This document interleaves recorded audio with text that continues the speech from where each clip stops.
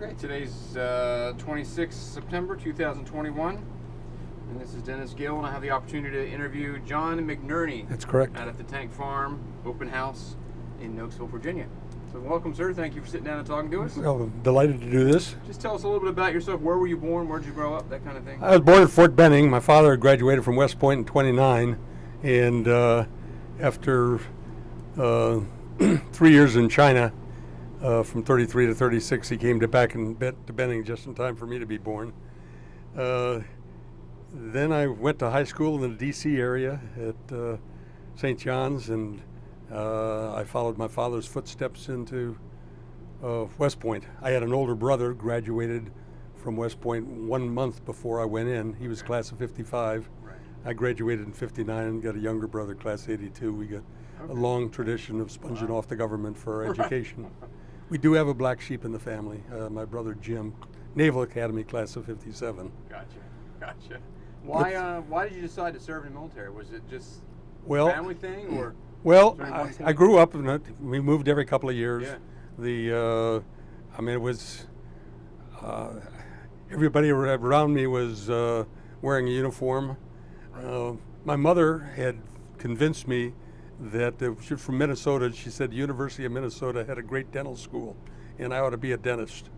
And so that was my track into my senior year of high school. And I went to a dentist in December, a few months before I graduated from high school. Right. And I sat in a dental chair, and I thought, I do not want to spend the rest of my life looking at people's open mouths. Right. And so I took the entrance exams for the Naval Academy, the West Point, ROTC, et cetera, and I got accepted into West Point. So I went in 17 years old into in 1955 with the class of 59. Wow. Okay. Tell us about West Point. What's that like? Very regimented. It was is pretty much what I expected. My father had gone there. My oldest brother had just graduated. I knew what I was getting into. And the most important thing was to be able to keep a good sense of humor, right, which I exhibited when after I'd been up there about 5 weeks. They had just had a change of the first class detail in the 2 months of Beast Barracks. Right. For the July and August before you started academics. And I was standing in formation with my neck run in, and I had a first classman yell out, "Dumb smack McNerney, look up here." And up on the stoops there was my brother, brand new second lieutenant in his uniform. He had graduated, it was all the first classmen, class of 56 were there. He had just graduated, class of 55. "Who do you see up there, dumb smack?" And I said, "Sir, I see a shave tail." And of course, they came down on me all over the place. For those who don't know, a shave tail in the Army back in the West was mules, until they got broken in, had a tendency to kick out and to be able to show which were the new mules that had just come in. They shaved their tails.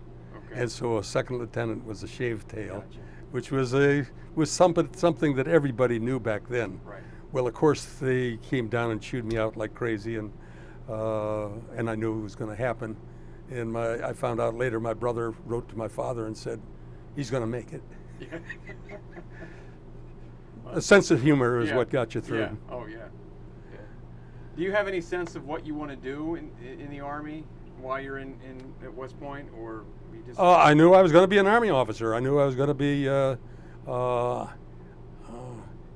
After my plebe year, my father got stationed in Turkey with the Joint Military Mission for Aid to Turkey, and I had a 1 month leave then before I started in the month of July. Right. Before I'd started summer training and then on to the academic year.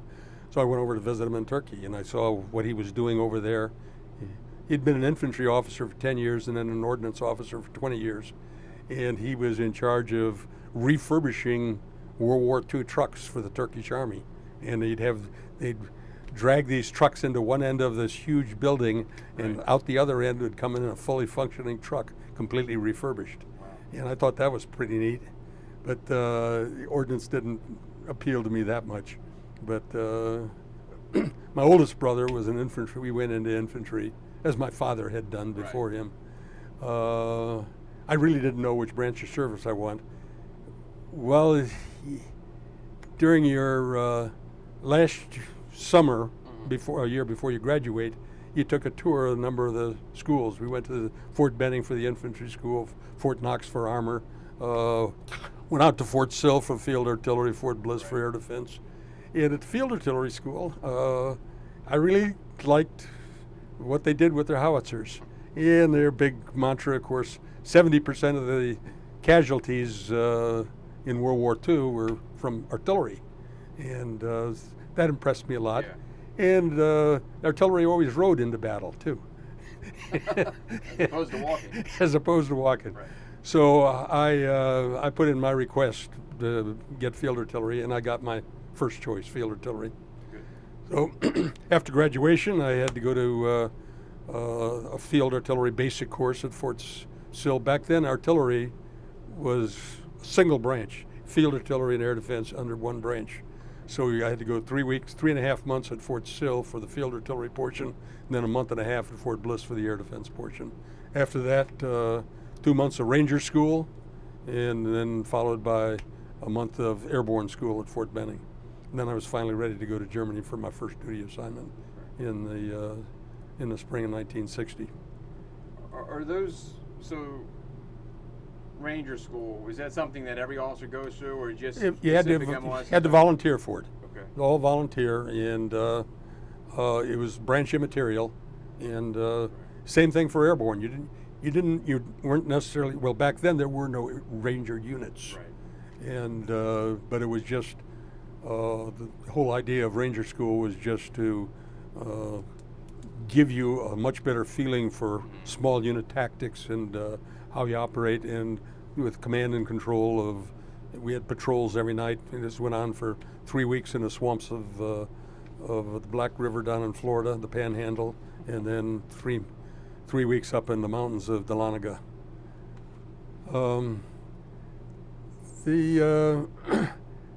And same thing with airborne school. You weren't necessarily going to an airborne unit. The idea was just make an airborne unit. And I didn't. And then I went to Germany. I was not in an airborne unit. My first unit in Germany was in the 3rd Armored Division, where I was a forward observer in the 3rd Armored Division. And while I was there, one of the battery tests we had to take was included air observers. You had to have somebody sitting in the back seat of an L-19, the Bird Dog, and you had to adjust artillery fire from the air. Well, they didn't have anybody in the battalion who was qualified, so the battalion executive officer was looking for somebody to do it, and I volunteered. I went through a 2-week training course in Hanau, Germany, with the 503rd Aviation, and I became qualified air observer. And so I'd get up, sit in the backseat of an airplane, and direct artillery fire from that. And a couple of months later, a brand new brigadier had just been assigned to the division artillery headquarters, and he was looking for an aide. He told each of the 4 battalions in the division artillery to send up a first lieutenant. I just made first lieutenant about a half year before that. First question he asked me was, are you up here because you want to be an aide or because your battalion commander sent you up here? Well, that got rid of 2 of the 4 applicants right off the bat. And after I'd been working for him for a while, after he'd chosen me, I asked him why me. He said the other one was married. I figured I could work you harder. And it was great. General Kerwin went on to retire as the Vice Chief of Staff of the Army. Super soldier. Absolutely honest, integrity. Whenever I hear the word honor, I think of Dutch Kerwin. Anyway, but I had, just before I'd gotten the job as an aide, President Kennedy had asked for, he gave his speech about don't ask what America could do for you, do what you can do for America. He asked to increase the expertise in the special forces. Will go anywhere to do anything to promote democracy, increase the size of the special forces. I raised my hand and volunteered, and I passed all the qualification for it, but they said they didn't have any slots. So then I got the job with Kerwin. Well, 6 months later, Kerwin called me in his office and said, "Don't you like working for me?" I said, "No, I like working for you very much, sir."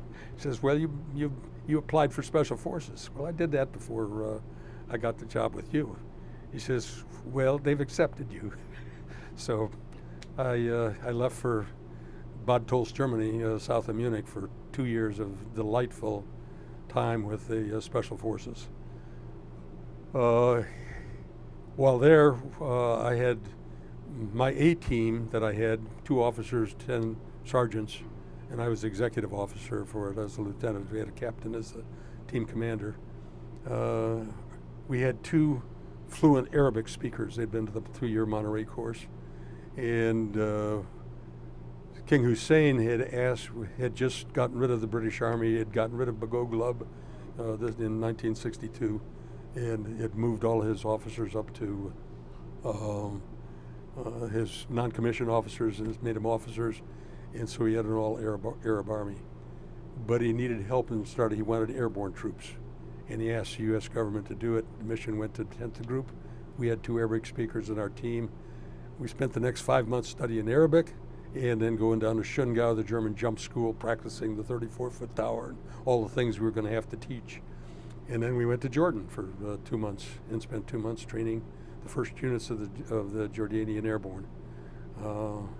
At a graduation jump, they flew in 2 C-130s. We put every board and had a mass drop on the airfield there, and King Hussein came by and pinned jump wings on all of us. So that was kind of nice. Then we went back to Bad Tolz, and then I, from there, went to the Field Artillery School for the advanced course. After graduating at Fort Sill, graduating from the advanced course, I went to the 82nd Airborne Division, and I became a battery commander. And I'd been a battery commander for about 4 months when I got my first job. I'd gotten there in January, and in April, each of the 9 batteries would put 2 weeks at a time as the alert battery. You had all your equipment down at Green Ramp, loaded, your howitzers loaded on pallets with the parachutes stacked on top of them, ready to go on 2 hours' notice anywhere in the world. So my battery got it. My first crack at being a alert battery, and it took over at noon on Saturday. At 2 o'clock Saturday afternoon, we got a call back in, an alert, go back in. Had to have everybody assemble within 2 hours. Well, we made that. That was fine. Midnight Sunday, got another call. I said, this is crazy. I mean, what are they doing? Well, go on in, and all of a sudden there are MPs all over the place. They're putting barbed wire around us. The MI guys come in, take the phones apart so you can't make a phone call out. Well, we didn't know what was going on. Well, the next day we turned on the television and we found out that President Johnson had just said he's sending an airborne brigade to Vietnam. Oh, okay, we're going. Well, that turned out to be the 173rd from Okinawa. And the day later, we got issued maps of the Dominican Republic.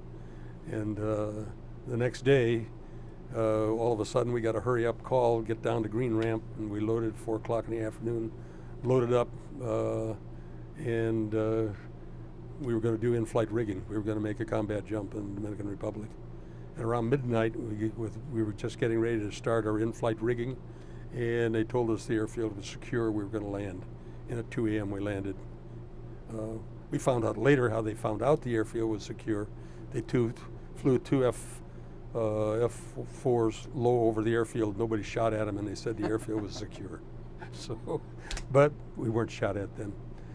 We brought down 75,000 rounds of artillery for the Dominican campaign. We fired 9 rounds of illumination. That was the total amount of artillery fired in the Dominican campaign. My battery fired 6 rounds the first night over the Osama River, where some of the rebels had gotten into a naval armory, had got some scuba gear, and was swimming across the river toward us. I was supporting the 502nd Infantry Battalion, and so we put illumination floor, and they all swam back over the other side. The next night, A battery came in, air landed, and they fired another 3 rounds of illumination. That was the total amount. At some point, somebody decided that firing high explosive into the oldest city of the New World, founded by Christopher Columbus was only something that a crazy gringo would do, and that was so. So all the firing was pretty much over after 2 weeks. We had 17 troops from the 82nd killed during the campaign. What was the mission there? What was the objective? Camaño had come in with a large force of Cubans. It killed about 3,000 people, starting in late March of '65, and he was trying to turn the Dominican Republic into another Cuba, and was on the verge of doing so. He was beating the Dominican Armed Forces. So our mission was to go down there as peacekeepers to separate the two sides. The difference was Dominican Armed Forces weren't shooting at us. Camaño's people were shooting at us. Right. And so in 2 weeks it was all over. And we spent the last 2 weeks there distributing cooking oil and food to the Dominican people, and then came back to the States. And we were replaced by units from the Organization of American States from Central and South America. They sent troops in there to help stabilize things for the next year. And Dominican Republic remains a republic to this day. A year later, I was at the language school.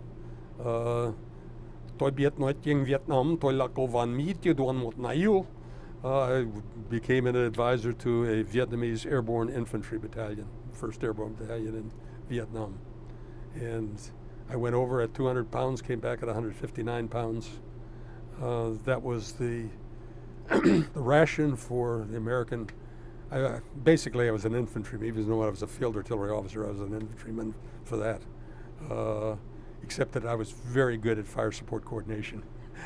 But where I got lots of support, not only from the Vietnamese artillery, but from any airborne, any Marine Corps or Army unit that I got close to.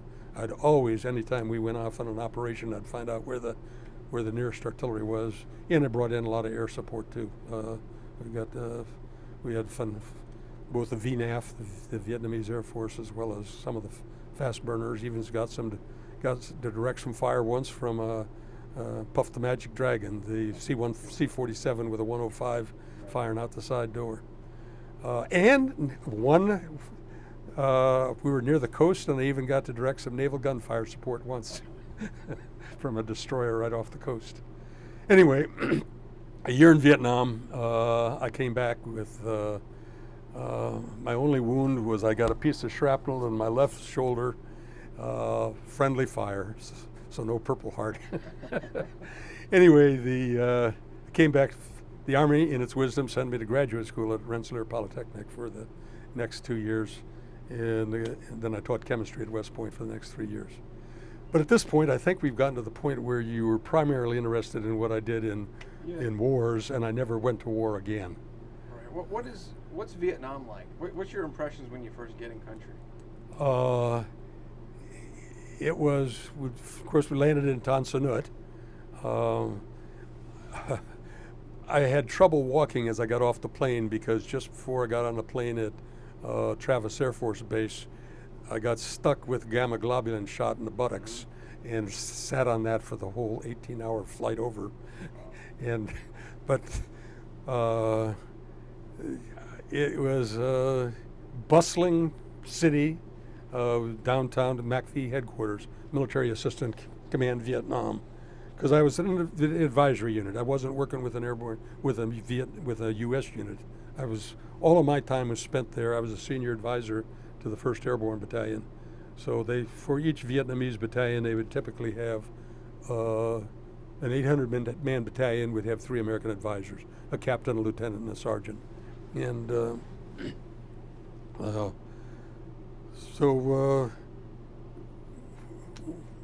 what we did, there were 10 division areas with the regular divisions within Vietnam, and the four core areas, 10 divisions. Vietnamese Airborne and the Vietnamese Marine Brigade were really the backup, the fire brigades. Anytime you had a big firefight going somewhere, we were the reserves that got sent in someplace. Okay. So typically we would be in Saigon, we'd get a call, we'd go out for 4 to 6 weeks somewhere supporting a big operation for one of the Vietnamese divisions in one of the core areas. and then we go back to Saigon for a week, maybe 10 days, and then we go off somewhere else. So I operated, we got sent, we operated in 3 of the 4 Corps areas in the year I was there. Almost half of it was up in the I Corps area, where I got most of my sports from the Marines. We had a number of incursions right up at the Ben Hai River, which is the 17th parallel, the boundary. What was it like there? It was hot. It was humid. Your feet were always wet. You carry about a 50-pound rucksack all the time. I carried I had an M1 carbine. Vietnamese didn't have a very good, a lot of the weapons that the American troops did. But I bought from a guy who was just departing from the advisory unit from the Airborne Division. He sold me his Ruger 357, so I took that as a sidearm and used 120 grain ammunition for it. It was a 6-inch barrel on a Ruger, and that was a good close-in weapon. Right. But that was, my job was not hand-to-hand combat. My job was coordination of this, and most of my time was spent on the radio, bringing in fire support. And you're working with the Vietnamese unit? Yes, Vietnamese 1st Airborne Battalion. What were they like, as far as fighters go? Quality. Well, you got to look at the airborne unit, like airborne units around the world, elite units. I've worked in 7 different airborne units. These were the equal of anyone, including the 82nd Airborne Division. They were all volunteers. These weren't the guys that they were picking up off the streets and sent into forcing into camps. They volunteered to be in the Army. Then they volunteered to go to jump school and be in an airborne division. They were tigers. My biggest problem when we got into a heavy firefight and the fight was over was to get them to stop firing and take some prisoners. They were tigers. Yeah. And I got tremendous protection for them. Well, I never had any worries about my personal safety with them around me. They did not want to lose their fire support, and I was it. Good troops. They could be a little bit carefree. They got me. I guess shortly after I started working with them, we were out in the field somewhere, and they had they got some sort of strange animal that they had cooked up, and they gave it to me as a delicacy, to the first one to get to eat it. They knew that I had been, when I went through the orientation course at Fort Bragg before I went to Vietnam, about the customs and you don't offend them. So it looked terrible. I put it in my mouth and I gagged and threw up, and they all laughed. They said they wouldn't eat any of that crap. They knew you had to, at least. But they knew I had to, and yeah. So you got the bonding right away. Right. They were good troops. Yeah. A month ago, I went to a reunion with the Vietnamese Airborne. Okay. Every 2 years, the advisors and the Vietnamese from the Vietnamese Airborne meet somewhere. A month ago, we were in Alexandria, Virginia, and we had about 25 American advisors and about 90 Vietnamese, and it was good. It was with some Vietnamese with their wives, and I'd entertain the wives by telling them that when I talked to them with some little Vietnamese that I can still remember, I said the 3 most important words I remember was "Cô đẹp lắm." It's just very pretty girl. And they all thought that was pretty funny. At the time, I was a captain in Vietnam, and I was married with 3 kids, so and we never had a chance to indulge in anything over there. Were they happy that we were there? They seemed... While I was there, absolutely. We gave them all sorts of support. One of the things I did was we didn't have a lot of up-to-date radios. We had, at one point, the battalion had cadged a couple of M16 rifles, but we didn't have enough Claymore mines, things like that.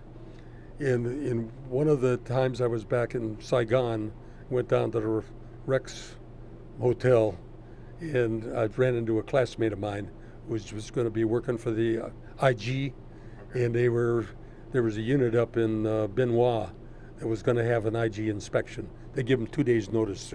The IG is going to come in. Well, when the IG comes in, you have to have all the TO&E equipment that you're allowed to have, and not more than you're allowed to have.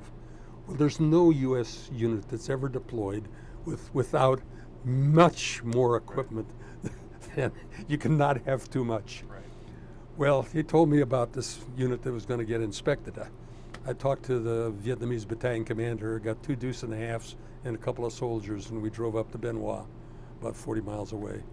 And I went into that battalion and I told them, it says, your IG, you know, they said they knew the IG was coming, and they said, I'm here to help you solve your problem. You got a lot of excess equipment. I went back with 2 deuce and a half loads full of Claymores, M16 rifles, the radios, ammunition, the 2 deuce and a halves loaded down. So the battalion commander was very happy with me. Right. Do you have any downtime when you were there? Any chance for R&R or anything? Got 5 days in R&R. A couple of months before I left, we got 5 days in R&R, and I went to Hong Kong. I knew I was going to be promoted to major in a couple of months, so while I was in Hong Kong, I bought all my field grade uniforms. How about keep in touch? You said you had 3 kids and you're Right. married. Were you able to keep in touch with your family at all? Well, it was you could send mail for free. Right. Yeah, so I wrote letters whenever I got a chance. When I went to Vietnam, I had a 1-year-old daughter, a 2-year-old daughter, a 1-year-old daughter, and a 4-day-old daughter. Wow.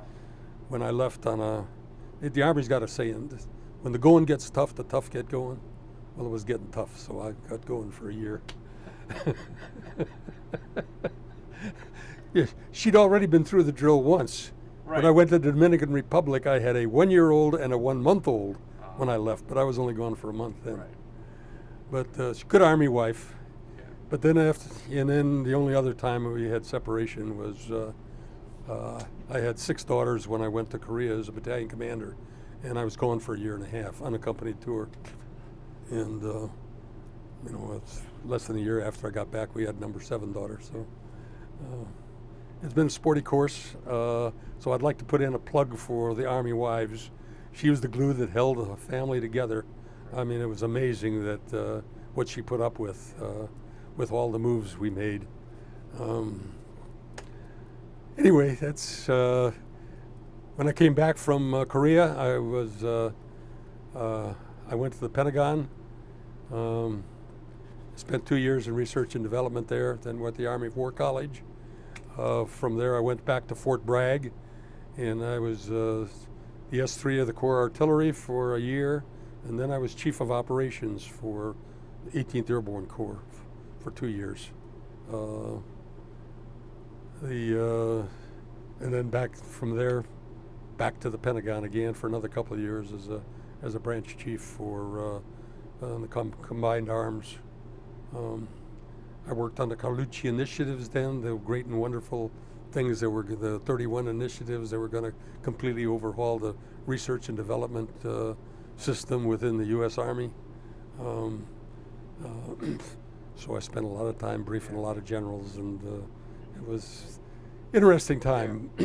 I got out of the Army the same month that my oldest 2 daughters entered college, and it was strictly a financial decision. I had 5 more of them coming down the pike after that. I went to work for Lockheed Martin and what was LTV at the time, but after 10 years they got bought out by L'Oreal, and 4 years later L'Oreal got bought out by LTV. So I finished up when after 44 years in the military industrial system, I retired from Lockheed Martin. What you have a chance to look back on your time in combat during a war. How did it affect your life at all? Good, bad, indifferent. Well, most of the time it was boredom. You're going through the jungle. There's nothing happening, and then all hell breaks loose. And it's terrifying when the bullets start flying, and you've got people near you that are being hit.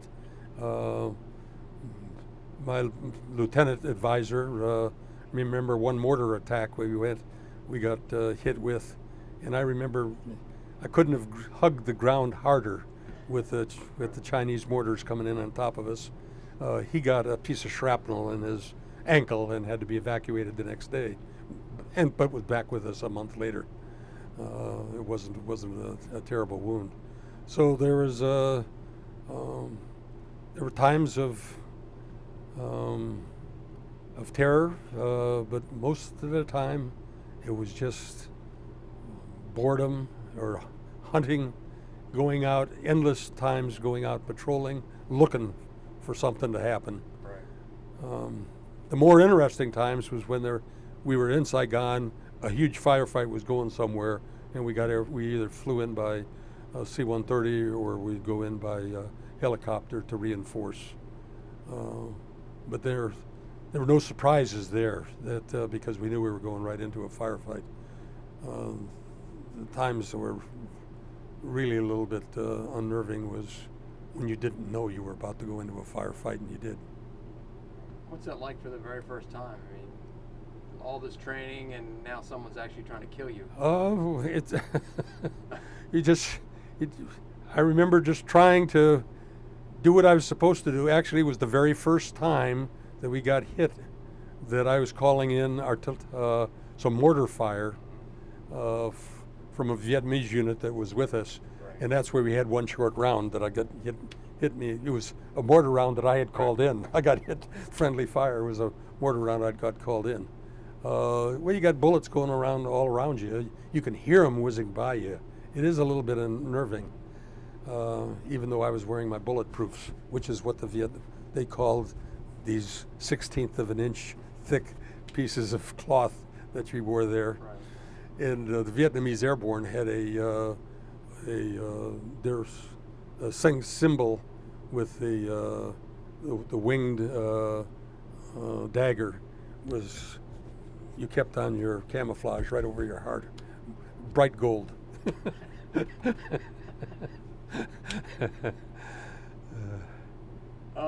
One of the missions of this project is to preserve stories like yours, combat stories.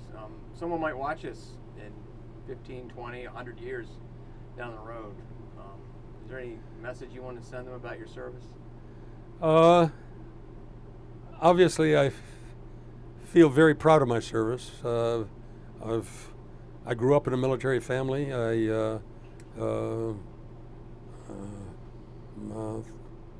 All of my brothers retired from the military. I had, in addition to my father's 4 years in the China-Burma India Theater, I had 4 uncles that served in the Pacific in the Army.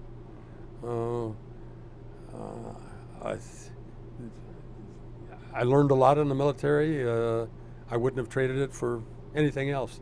I made the right choice. I had the right profession.